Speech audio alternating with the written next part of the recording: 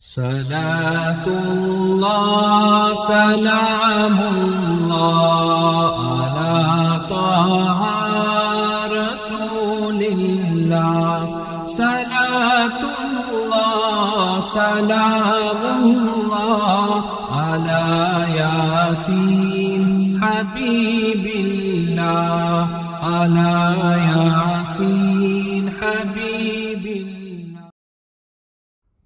أعوذ بالله من الشيطان الرجيم. بسم الله الرحمن الرحيم. الحمد لله وكفى وسلام على عباده الذين اصطفاه إن الله وملائكته يصلون على النبي يا أيها الذين آمنوا صلوا عليه وسلموا تسليما. اللهم صل على سيدنا محمد وعلى آل سيدنا محمد وأصحابه وبارك وسلم. Assalamu alaikum wa rahmatullahi ta'ala wa barakatuh. We speak about the wisdom and the benefits of fasting during the month of Ramadan. We speak about its various benefits. And one thing that we cannot possibly forget, that when we fast during the month of Ramadan, the lessons of sympathy, the lessons of empathy, the lessons of kindness and consideration that comes to the fore, that is imbibed within us or that develops within us during the month of Ramadan. We have millions of people all over the world in dire straits, millions of Muslims suffering all over the world, and even here in South Africa also we've got so many of our brethren who are struggling and who are suffering, and we see that every day. We experience that every day. Somebody rings your doorbell looking for food or looking for something, or you're standing by the traffic lights and somebody comes to your door, or somebody picks up the phone and asks you because they are in need. And there are people that you can see who are in need, people you can see with your own eyes that these people are struggling, they are in a difficult situation, and they're struggling to make ends meet, and others are even struggling just to put food on the table. Some people are barely surviving.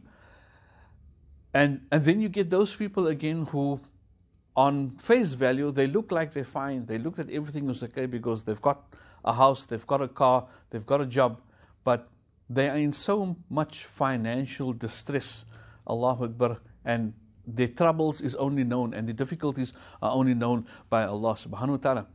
So when we fast for the sake of Allah subhanahu wa ta'ala, and when we experience this hunger during the course of the day, it's not only this, but there is restrictions in doing the things that we normally would do when we're not fasting. And these things might be normal for us, and these things might be second nature to us, but it might be a luxury for others. And this is why the state of hunger and this fasting gives birth to this empathy and gives birth to this kindness. And the spirit of kindness prevails, that you feel that you want to help others. You feel that you want to be of a benefit for others. We sit at our tables when it comes to iftar time, and many of us are very fortunate, alhamdulillah, that our tables are decked and prepared beautifully and deliciously at the time of iftar with the different samosas and the pears and the buba and the nice things that we enjoy at the time of iftar. And other people in other parts of the world, or leave alone other parts of the world, but other parts of South Africa are not so fortunate. They have a few things. They have dates and water, or a little bit of food, a little bit of rice, or a dry piece of bread to break their fast with. So we feel for these people during the month of Ramadan.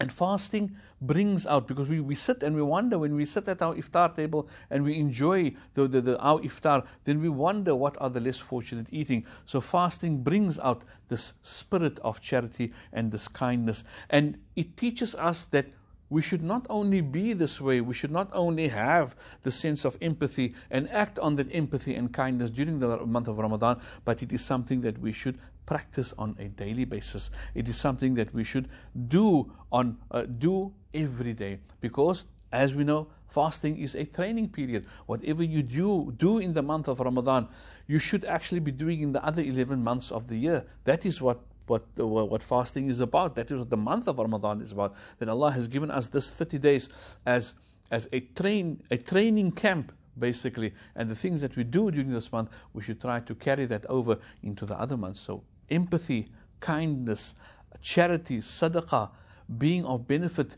to the less fortunate is something that should not only be limited to the month of Ramadan or restricted to the month of Ramadan, but it's something that we should practice every day of our lives. A Bedouin once came to the Prophet ﷺ, and he asked the Prophet ﷺ, what is there that I can do that will alleviate the wrath or the anger of Allah subhanahu wa ta'ala here in this dunya and in the year after? And this should be a concern for us. We should be concerned that we are not doing such actions which might possibly be inviting the anger of Allah subhanahu wa ta'ala. This is something that should concern us. We should be worried. We should be concerned that we are not involved in those actions which could possibly invite the anger of Allah subhanahu wa ta'ala. So he asked, Ya Rasulullah sallallahu alaihi wasallam, what is there that I can do that can alleviate the anger of Allah subhanahu wa ta'ala, or the wrath of Allah subhanahu wa ta'ala in this dunya and in the year after? And Rasulullah sallallahu alaihi wasallam responded, the Prophet alaihi wasallam replied, concealed charity. Concealed charity, that when you give charity, when you give in the way of Allah subhanahu wa ta'ala, when you help someone or when you help a people, then do it quietly. Do it in such a way that when you give with your right hand, your left hand doesn't know about it. So the Prophet ﷺ said, concealed charity. Nowadays, charity is not always concealed. Charity, because of social media, all of us have cell phones, all of us have all these different social media platforms. We like to advertise everything that we are doing. Everything is advertised nowadays on WhatsApp, on Instagram, on Facebook. We've got profile photos, we've got different type of adverts, we've got different type of reels running and things like that. And we're advertising to all our followers, because that's what it's about, followers. We're advertising to everybody that we know, and even people we don't know. That's why we have so many followers. People that we don't know, we're advertising what we are doing. We're advertising where we are. So too, when it comes to charity, we advertise our charity. We advertise the good that we do. When our ibadat and our worship should be for Allah subhanahu wa ta'ala. So Huzur alayhi salatu wasalam speaks about concealed charity. When you give it in such a way that only you, the recipient, and Allah subhanahu wa ta'ala is aware of it. And then the Prophet ﷺ also says, added to this hadith sharif, conceal charity and kindness to the relatives. And this is something we must always remember. Sometimes we decide that we're going far overseas, we're going to help this one and that one, we're going to help people that we don't know. That is all fine, but we do not help them when our own family is suffering, when our own relatives are suffering. We should first see to those who are close to us before seeing to those who are far from us. I'm not discouraging helping overseas. We need to look at the situation and the plight of Muslims overseas.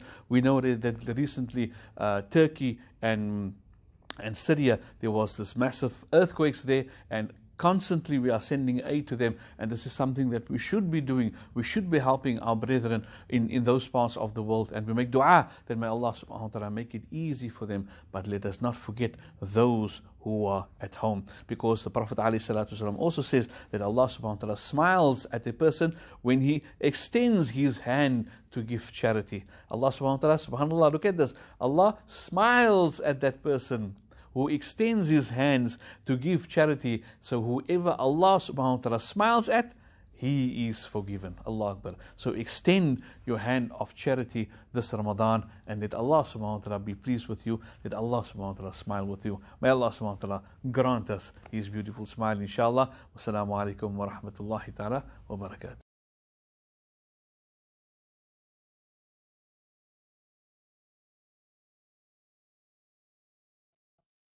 Salatullah, salamullah, ala taha rasulillah.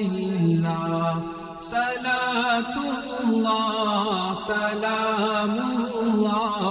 ala yasin habibillah, ala yasin habibillah.